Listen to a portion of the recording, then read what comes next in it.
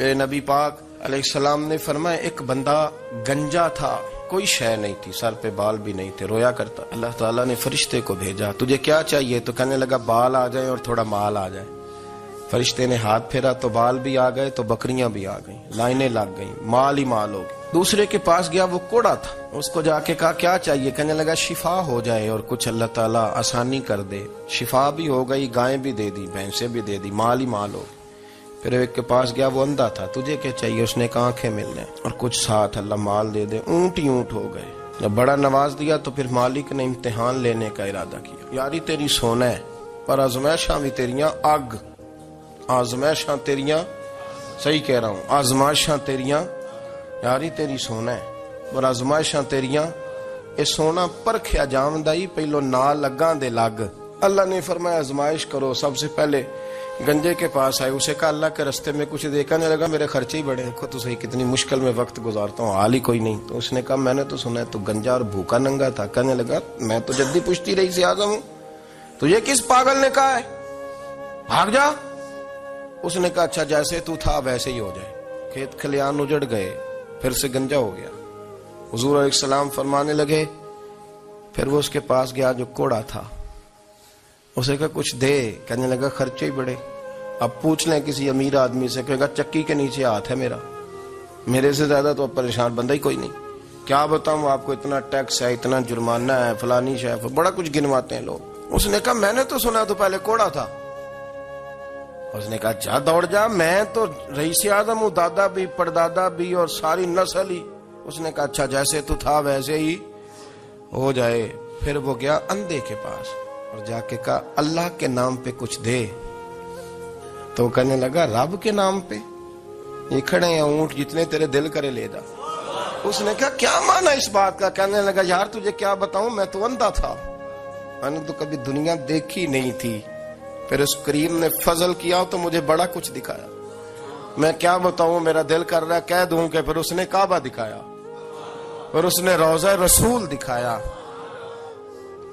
پھر اس نے ریاض الجنہ کے سجدے دکھائے، پھر اس نے اپنے محبوب کے دروازے کی رونقیں دکھائیں۔ اس نے بڑا کچھ دیا، اس نے بڑا نوازا۔ میرے پاس تو شاید میں بدکار پرانا خادم، کسے در ملی نہ ٹوئی، ایتے واصف یار نے نظر جو کی تھی، پھر واصف ہی ہوئی۔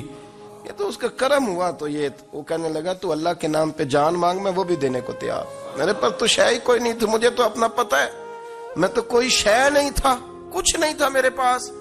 یہ تو ان کا کرم ہے کہ رخ ان کا ادھر ہے، اور مختصر سی میری کہانی ہے، یہ جو بھی ہے ان کی مہربانی ہے۔ تو وہ کہنے لگا میں بھی کچھ لینے نہیں آیا تھا، تیری آزمائش ہی کرنے آیا تھا، تیری عزتیں بھی سلامت رہیں گی، تیرا مال بھی سلامت رہے گا، تیری شفا بھی۔ اپنی زندگی میں کبھی بھی اللہ کی بارگاہ سے توجہ ادھر ادھر نہ کریں، چھوڑیں لوگ کیا کر رہے ہیں، دنیا کیا کہہ رہی، کبھی بھی اپنی توجہ دائیں۔ ہمارا یہ مسئلہ بن گیا کہ ہماری سیاست ہے، ہماری دنیا داری ہے، ہم بندوں کو راضی کرنا چاہتے ہیں، ہم دیکھتے ہیں کون کس طرح، اور آپ یقین کریں آپ تھک جائیں گے، بندے راضی نہیں ہوں گے، وہ نہیں راضی ہوتے۔ آپ ان کو منا کے لائیں گے تو ادھر والے نکل جائیں گے، ادھر کو منائیں گے تو ادھر والے نکل جائیں گے۔ اس چکر سے باہر آئیں، اس رب کو راضی کریں جو فرماتا ہے ان الذین آمنوا وعملوا الصالحات سیجعل لهم الرحمن ودا۔ فرمایا تو ایمان لانے کے بعد نیک عمل کر، میں لوگوں کے دلوں میں تیری محبت پیدا کر دوں۔ رحمان لوگوں کے دلوں میں محبت ڈال دے گا، اللہ لوگوں کے دلوں میں۔ اپنی نظر ہمیشہ اپنے رب پہ رکھیں، اتنی لمبی چوڑی دنیا داروں سے امیدیں نہ وابستہ کریں۔ میں نے دیکھا ہے لوگ کا سالیسی کرتے ہیں، کبھی اس کے دروازے پہ کبھی اس کے دروازے پہ۔ ان چکروں سے باہر آئیں اور اپنے رب کی بارگاہ کی طرف توجہ کریں، استغفار شوق سے پڑھا کریں۔ اور اکیلے میں نا، اکیلے میں رئیس المتکلمین مولانا نقی علی خان صاحب رحمۃ اللہ نے لکھا ہے کہ فرعون 500 سال حکومت کر گیا۔ فرماتے اصل وجہ یہ تھی کہ دنیا جب سو جاتی تھی نا تو اوپر چادر لے کے تو مسلح پہ بیٹھ جاتا تھا اور ہاتھ باندھ کے کہتا تھا رب تو ہی ہے، میرا پردہ نہ کھولنا، مالک تو ہی ہے، کرم نوازی کرنا، میری پکڑ نہ کرنا۔ وہ بے ایمان ہو کے اگر 500 سال ہاتھ باندھے تو گزارا کر لیتا ہے، تو ایماندار ہے۔ پر مسئلہ یہ ہے کہ تو رات کو بکل مار کے ہاتھ نہیں نہ باندھتا، تو منت نہیں کرتا، تو استغفار نہیں کرتا۔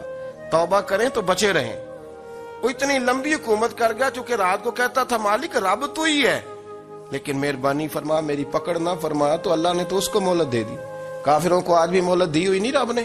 بڑے بڑے فقیروں کو مالدار ہوتے دیکھا، بڑے بڑے مالداروں کو فقیر ہوتے دیکھا۔ ام ربیعہ کہا کرتی تھی، بڑی نیک عورت تھی، وہ کہتی ہیں میں بڑے امیر آدمی کی بیوی تھی، اپنے شوہر کے ساتھ چھت پہ بیٹھی تھی تو نیچے فقیر مانگنے والا آیا، اس نے بڑے درد سے صدا کی تو میں نے اپنے شوہر سے کہا کچھ دے دے، کہا دفع کر، ان لوگوں نے دھندا بنایا ہوا ہے۔ کہتی میں میکے سے بھی بڑا مال لے کے آئی تھی، میرے ماں باپ بڑے امیر تھے، تو میں نے نا چوری اپنے خامد سے نظر بچا کے باتھ روم جانے کے بہانے گئی اور نیچے جا کے 5 دینار میں نے اس فقیر کی ہتھیلی پہ رکھے۔ کہتے اس نے 5 دینار دیکھے، پھر میری طرف دیکھا تو میں نے اس کی آنکھوں میں آنسو چمکتے دیکھے۔ کہنے لگے بی بی رب تیرا بھلا کرے، میں 3 دنوں کا بھوکا ہوں۔ کہ وہ چلا گیا، میں گھر آ گئی، باہر آئی تو میرا شوہر کہنے لگا اب اتنی تو تیز ہو گئی ہے اور تو اتنی خود مختار ہو گئی ہے، میرے بغیر پوچھے مال خرچ کرے گی، جا تجھے 3 طلاقیں۔ کہتی میں وفادار باپ کی بیٹی تھی، طلاق لے کے گھر آئی تو میرا باپ ٹوٹ گیا، چارپائی پہ چلا گیا، اوہو یہ کیا بن گیا۔ کہتی بڑی تکلیف رہی، 1-2 سال کے بعد میرے ابا نے میری شادی کر دی۔ اب جس شوہر کے پاس گئی وہ بڑا نیک تھا، پرہیزگار تھا، اللہ نے بہترین صلہ دیا۔ کہتی چھت پہ بیٹھی تھی، دروازے پہ فقیر آیا، میں نے شوہر سے کہا کچھ دے دوں، کہنے لگا 5 نہ دینا، 15 دینا، 20 دینا، میں فقیر ہوں، میں نے فقر سے دولت دیکھی ہے، اسے خالی نہ لوٹانا۔ کہتی ہے کہ میں نیچے گئی اور جب میں نے اس کی طرف دینار بڑھائے تو میری چیخ نکلی، پیسے پھینک کے میں بے ہوش ہو کے گری، میرے شوہر نے آ کے اٹھایا، اندر لے گیا، پانی منہ پہ چھڑکا، کہنے لگا تجھے کیا ہوا؟ کہنے لگی یہ جو مانگنے آیا یہ میرا پہلا شوہر تھا، وہی تھا جو کہتا تھا کہ تو 5 دینار دے آئیے جا، تجھے 3 طلاق۔ معین الملت والدین، عطائے رسول، ہند الولی، غریب نواز، خواجہ معین الدین چشتی، حضرت خواجہ اجمیر، شاہ اجمیر، شاہ اجمیر، والی ہندوستان۔ آخری عمر میں نا سارا دن روتے گزر جاتا، ساری رات روتے گزر جاتی، ذرا سی کوئی بات کرتا تو رو پڑتے، آنکھیں آنسوں سے بھری رہتی۔ کئی دفعہ اپنے بھی پریشان ہو جاتے ہیں نا کہ یار تو ایک بات کی جان ہی نہیں چھوڑ رہا۔ تو خواجہ قطب الدین صاحب بختیار کاکی سے لوگوں نے شد سے بات کریں، اتنا بھی تو نہیں نہ رونا چاہیے، ہر وقت اس کے آنسو کی کریے، عاشق دا کامی رونا تونا، تبھی نہ روئے نہیں منظوری، ہر وقت رونے کا کیا مطلب ہے؟ تو خواجہ قطب صاحب کہتے ہیں میں قریب گیا تو میں نے پیر دبائے، میں نے کہا سونیا لوگ تو کچھ بھی نہیں کرتے، تو نے تو کمال کر دیا، 90 لاکھ آدمی مسلمان کر دیا، دنیا کچھ نہیں کرتی، تو نے 50 سال ساری رات مسلح پہ بیٹھ کے رب راضی کیا، تو شہزادہ تھا، حضور کی اولاد تھا، لیکن معین الدین تیرا ایک پلاٹ بھی نہیں، تو نے طالب علم پالے، انہیں غریبوں کو دیا، انہیں نوازا، کوئی شے نہیں تیرے پاس، ہر چیز تو نے، ساری رات روتے ہو، سارا دن روتے ہو۔ خواجہ قطب الدین صاحب کہتے ہیں میں نے جب عرض کیا تو خواجہ صاحب مجھے گلے لگا لی، چیخ مار کے روئے، کہنے لگے قطب الدین پتر داڑھی سفید ہو گئی، جانے کا وقت آ گیا، جو تو نے نیکیاں گنوائی ہیں وہ ہیں صحیح میرے پاس، پر یار کی بارگاہ میں پیش کرنے کے قابل ایک بھی نہیں، ایک بھی نہیں، تو بارگاہ تو دیکھ کتنی بڑی ہے، رسول کریم کی بارگاہ میں پیش کرنے کے قابل ان میں سے ایک بھی نہیں، تو آستانہ دیکھ کتنا بڑا ہے، کیا پیش کروں گا، کیا عرض کروں گا حضور کی بارگاہ میں، کس طرح؟ وہ یار جو بڑے تھے وہ تو ڈرے ہوئے تھے، سہمے ہوئے تھے، وہ تو بڑی بڑی آزمائش میں تھے، لیکن میرا اور آپ کا رٹا 2 نمازیں پڑھ کے 6 نمازوں کا دعویٰ کرنا اور لمبی چوڑی کہانیاں بنانا اور اپنے منہ سے اپنی تعریفیں کرنا، اس سے تھوڑا باہر آئیں۔ رزق بھی میرا اللہ ہی دیتا ہے، علم بھی اللہ دیتا ہے، رزق بھی۔ حضرت سیدنا امام اعظم ابو حنیفہ رحمۃ اللہ تعالی علیہ کے ساتھ ایک شخص کہتا میں نے نماز پڑھی، تو عشاء کی نماز تھی، یہ جو لوگ بڑے ہوتے ہیں نا، جن کے پیار کرنے والے بڑے ہوتے ہیں، ان کے گرد خوف بھی بڑا ہی ہوتا ہے، انہیں بڑا ڈر لگتا ہے، بڑی بعض اوقات آزمائش ہوتی ہے۔ عشاء کی نماز کہتے پڑھی تو امام صاحب نے نا عشاء کی نماز میں تلاوت کی آیتیں فَمَن يَعْمَلْ مِثْقَالَ ذَرَّةٍ خَيْرًا يَرَهُ وَمَن يَعْمَلْ مِثْقَالَ ذَرَّةٍ شَرًّا يَرَهُ، فرمایا جو ذرہ برابر خیر کرے گا وہ بھی قیامت میں دیکھے گا، اور جو ذرہ برابر شر کرے گا وہ بھی قیامت میں اس شر کو دیکھے گا اس کے سامنے آئے گا. تو وہ شخص کہتا ہے کہ سارے لوگ نماز پڑھ کے چلے گئے تو امام صاحب رحمت اللہ علیہ نے اپنی داڑھی پکڑی رو رہے ہیں. کہتے ہیں وہ ذرہ برابر نیکی کا بدلہ دینے والے، وہ ذرہ برابر شر پہ سزا دینے والے میری سفید داڑھی کو دیکھ. مالک میرے ذرے ذرے سامنے نہ لانا، لوگ تو میری بڑی قدر کرتے ہیں دنیا، میں تو بڑا پہچانا جاتا ہوں، لوگ تو میری راہوں میں پھول لیے کھڑے ہوتے ہیں، مجھے بڑا نوازتے ہیں. قیامت میں رسوا نہ کر دینا، میرے لیے مشکل ہو جائے گی. وہ کہتے ہیں میں نے امام صاحب کا درد دیکھا، مجھے کوئی کام تھا تو میں چلا گیا. میں نے کہا کہ وہ اس وقت اللہ کے حضور حاضر ہیں تو میں دوبارہ آؤں گا. کہتے میں تہجد کا وقت آیا تو امام صاحب وہیں بیٹھے تھے اور ان کی داڑھی آنسوؤں سے بھری ہوئی تھی اور زور سے داڑھی پکڑی ہوئی. کہنے لگے مالک رسوا نہ کر دیں، قیامت میں رسوا نہ کر دیں. یار جو ہدایت یافتہ لوگ تھے وہ تو ڈرے ہوئے تھے، وہ تو سہمے ہوئے تھے، وہ تو کہتے تھے یہ اس کا فضل نہیں، اس نے بلا لیا، یہ اس کا کرم نہیں. حضرت بایزید بستامی کسی کافر کو دیکھتا تو رو پڑتے، کہتے مالک تو کتنا کریم ہے، یہ بے ایمان رہ گیا، تو نے اپنے فضل سے مجھے اپنے نبی کا غلام بنا لیا. وہ رو پڑتے. یہاں تو لوگوں کا دعویٰ ہی بڑا ہے. نمازی اللہ خیر فرمائے وہ تو دوسروں کو گھورتا ہے، وہ کہتا ہے جنت کا میں مالک کو کنجیاں میرے پاس ہیں، میں کسی اور کو گھسنے نہیں دوں گا. اور اگر 2-3 حج کر لے تو پھر تو وہ کہتا ہے کہ اب میرے سے پوچھ کے لوگ جنت میں جائیں گے معاذ اللہ. اور اگر وہ 2 4 5 7 دفعہ کوئی نفل پڑھ لے تو پھر وہ کہتا ہے چھوڑیں جی سارے لوگ بے عمل ہیں، میں اکیلا نیک ہوں. نہ ایسا کریں، اپنی توجہ اپنے رب پہ رکھیں.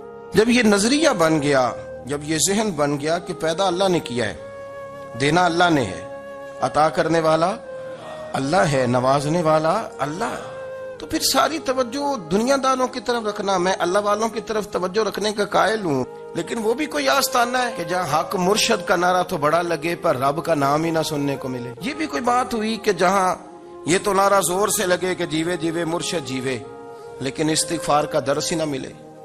جہاں ہر وقت یہ بتایا جائے کہ یہاں آ گئے تو بچ گئے. کیسے بچیں گے؟ میرے رسول پاک علیہ السلام کا دروازہ سب سے بڑا دروازہ ہے، لیکن میرے دوستو یاد رکھنا نبی پاک علیہ السلام نے بھی لوگوں کو جب رستہ دکھایا ہے تو رب کریم کا رستہ دکھایا ہے.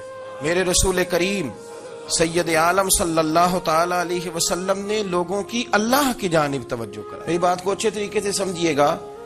علم اللہ تبارک و تعالی عطا کرتا ہے تو اسے اللہ کی عطا ہی سمجھنا چاہیے. کچھ لوگوں کے پاس علم ہوتا ہے پر علم نافع نہیں ہوتا، وہ ٹامک ٹونیاں مارتے رہتے ہیں ساری زندگی. علم کو اللہ کی عطا سمجھیں، اپنی عقل پر اپنے شعور پر زیادہ بھروسہ نہ سمجھیں، نظر اللہ پہ رکھیں.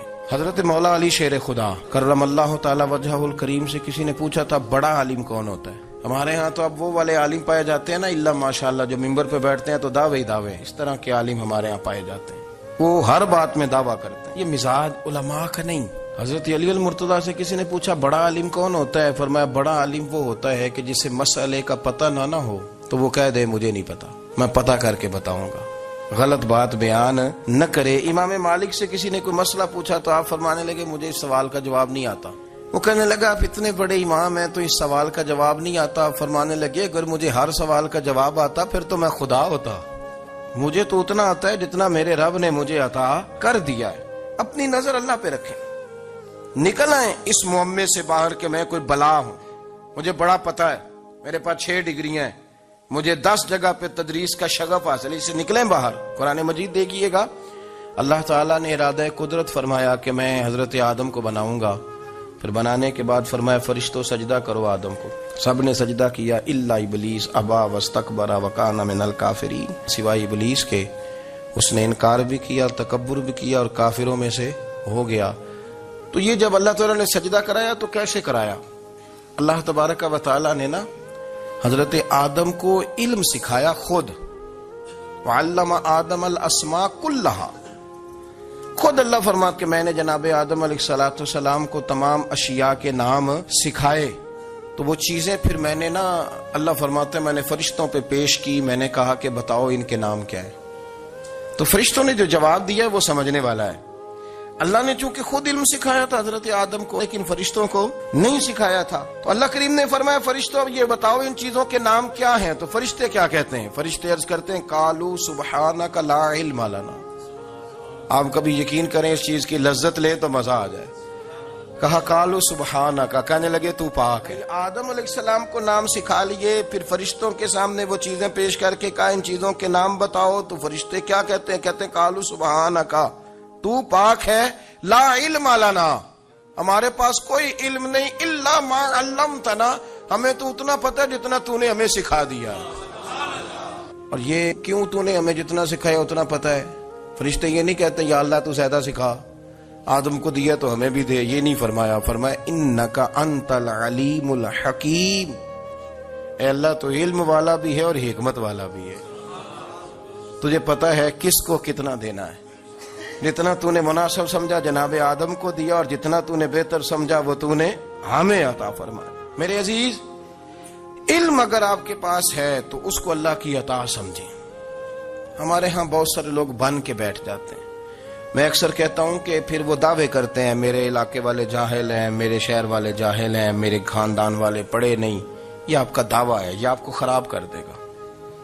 ہم نے بہت سارے ایسے لوگ دیکھے جو بہت بڑے عالم تھے، لیکن اللہ جب لینے پہ آیا تو عقل ہی لے گیا، شعور ہی چلا گیا، حافظے ختم ہو گئے۔ آپ دیکھتے ہیں بڑھاپے میں کچھ لوگ ایسے ہوتے ہیں کہ جن کو یہ بھی یاد نہیں رہتا کہ میرا نام کیا ہے، میں کہاں ہوں، مجھے کدھر جانا ہے۔ اس وقت سے اللہ کی پناہ مانگیں اور اپنی نظر اپنے رب کریم کی جانب رکھیں۔ علم کے بعد ایک چیز آتی ہے جس کا نام ہے ہدایت، جس کا نام ہے تقوی، جس کا نام ہے پرہیزگاری، جس کا نام ہے عمل، عبادت، ریاضت۔ یہ بھی اسی وقت ہی نصیب ہوتی ہے جب میرا رب کریم نصیب فرما دیتا ہے۔ ہم نے نا نیکی کا اپنا اپنا سٹیٹس بنا لیا ہے، اپنا اپنا معیار بنا لیا ہے۔ کچھ لوگ کہتے ہیں کہ جناب مسجد میں سیمٹ کا توڑا دینے سے بہتر ہے کسی غریب کو آٹے کا تھیلا دے دو۔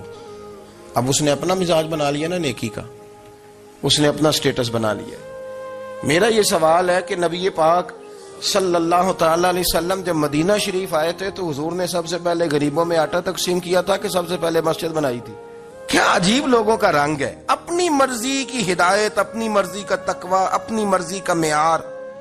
مسجد کوئی بڑا چھوٹا خطیب بھی میری طرح کا ہو نا تو وہ مسجد میں بیٹھ کے جب نبی پاک کی بات کرتا ہے تو کہتا ہے میرے رسول پاک غریبوں کا سہارا بن کے آئے۔ وہ غریبوں کی بات کرتا ہے، مسکینوں کی، لاچاروں کی، کمزوروں کی بات۔ تو مسجد ہی تو وہ ادارہ ہے جہاں سے غریبوں کی بات ہو رہی۔ تو اب لوگوں نے غریب کو اور مسجد کو لڑانا شروع کر دیا، اس کو لڑاؤ کہ مسجد میں پیسے دینے سے بہتر ہے آپ غریب کو آٹے کا تھیلا دے دیں۔ آپ یہ کیوں نہیں کہتے کہ مسجد میں بھی آپ توڑا دیں ایک سیمٹ کا اور ساتھ غریب کو بھی خدمت کریں؟ یہ کیوں نہیں تقوی؟ اپنی اپنی مرضی کا مزاج، اپنی اپنی۔ کچھ لوگ کہتے ہیں چھوڑو جی، ساری زندگی انسان نماز پڑھتا رہے اور پھر گالیاں بھی دیتا رہے، بندہ داڑھی بھی رکھ لے اور جھوٹ بولنا بھی نہ چھوڑے۔ تو یہ آپ نے اپنے پاس سے تقوی کا معیار بنایا۔ گالی دینے کا گناہ ہے اور داڑھی رکھنے کا ثواب ہے۔ تو اگر آپ داڑھی رکھے ہوئے ہیں اور آپ کوئی غلطی کر رہے ہیں تو اس سے آپ کی داڑھی کا ثواب ختم ہے۔ آپ کوئی غلطی کر رہے ہیں، داڑھی کا ثواب اس سے ختم ہے، وہ اپنی جگہ پہ قائم ہے چیز۔ اپنی مرضی کا کیوں تقوی کا معیار بناتے ہیں؟ تقوی کا مزاج اپنی مرضی کا نہ بناؤ۔ اللہ کی بارگاہ سے دعا مانگو کہ یا اللہ ہمیں ہدایت کا نور عطا فرما، اللہ تو ہمیں رستہ دکھا، تو بتا کہ ہدایت کیا ہے۔ تو رب فرماتا ہے اللہ ولی الذین آمنوا، اللہ مومنوں کا مددگار ہے، یخرجہم من الظلمات الی النور، وہ انہیں اندھیروں سے نکالتا ہے اور نور کی طرف روشنی عطا فرماتا ہے۔